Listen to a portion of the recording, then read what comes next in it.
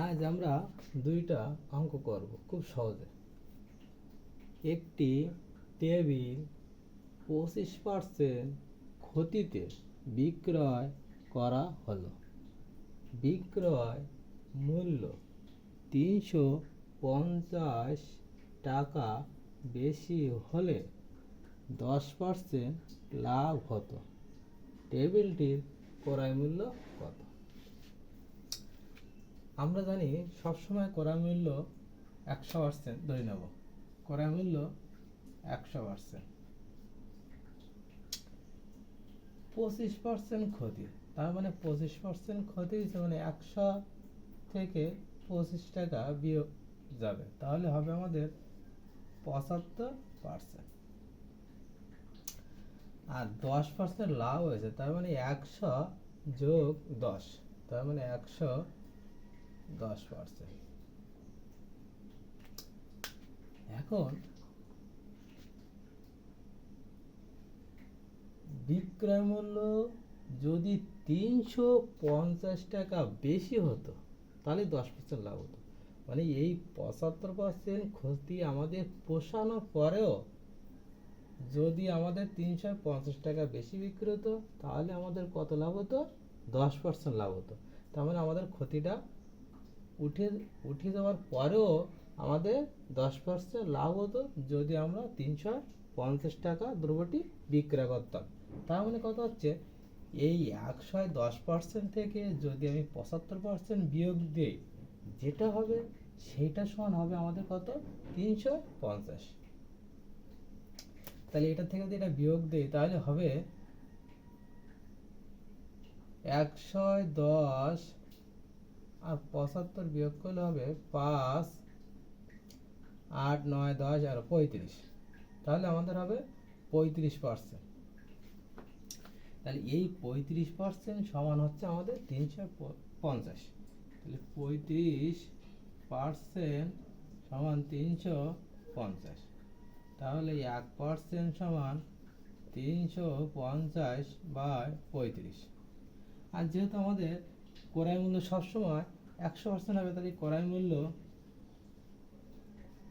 100% সমান 350 গুণ 100/35। তাহলে 35 কেটে গেল, 10 থাকে, গুণ করলে 1000। তাহলে আমাদের অ্যান্সার কত? তাহলে আমরা এটা কি শিখলাম?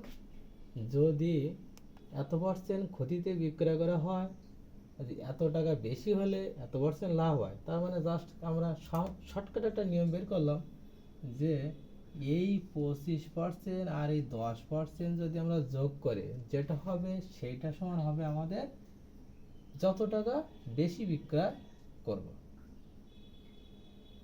25% যোগ 10%, তার মানে 35%। 35% সমান আমাদের 350 টাকা। এখন ওই নিয়মে আমরা দ্বিতীয় অঙ্কটা করব। একটি দ্রব্য X% ক্ষতিতে বিক্রয় করলে যে মূল্য পাওয়া যায় 3x% লাভে বিক্রয় করলে তার চেয়ে 18x টাকা বেশি পাওয়া যায়।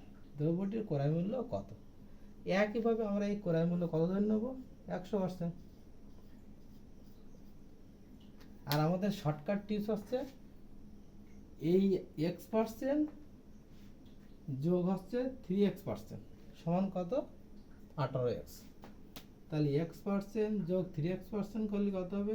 x% যোগ 3x% সমান 18x। তাহলে আমাদের এখানে আছে কত?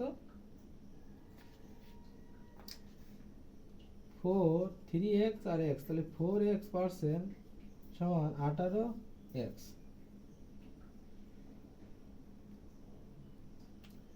তাহলে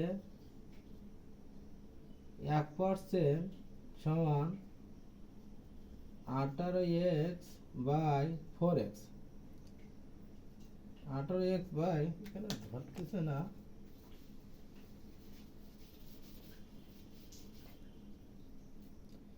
তাহলে আমি এখানে করি 4x% সমান 18x,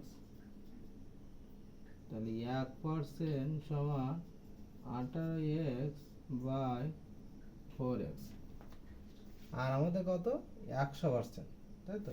তাহলে এখানে 100% সমান যদি দেই আমি, তাহলে এখানে গুণ হবে 100 গুণে যাচ্ছে, তাহলে x x কেটে গেল, 4 25 100, 4 25 100, তাহলে 25 আর 18 যদি গুণ করি তাহলে আমাদের হবে 450, তাহলে আমাদের অ্যান্সার কত? গ নাম্বার। এইভাবে আমরা খুব সহজে এই অঙ্কগুলো করতে পারবো।